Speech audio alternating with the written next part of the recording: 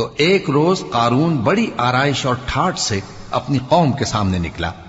جو لوگ دنیا کی زندگی کے طالب تھے کہنے لگے کہ جیسا مال و متاع قارون کو ملا ہے کاش ایسا ہی ہمیں بھی ملے، وہ تو بڑے نصیب والا ہے۔ اور جن لوگوں کو علم دیا گیا تھا وہ کہنے لگے کہ تم پر افسوس، مومنوں اور نیکوکاروں کے لیے جو ثواب اللہ کے ہاں تیار ہے وہ کہیں بہتر ہے، اور وہ صرف صبر کرنے والوں ہی کو ملے گا۔ پس ہم نے قارون کو اور اس کی حویلی کو زمین میں دھسا دیا تو اللہ کے سوا کوئی جماعت اس کی مددگار نہ ہو سکی اور نہ وہ بدلہ لے سکا۔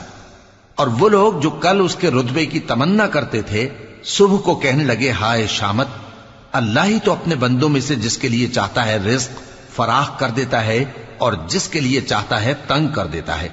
اگر اللہ ہم پر احسان نہ کرتا تو ہمیں بھی دھسا دیتا۔ ہائے خرابی، کافر کامیاب نہیں ہوتے۔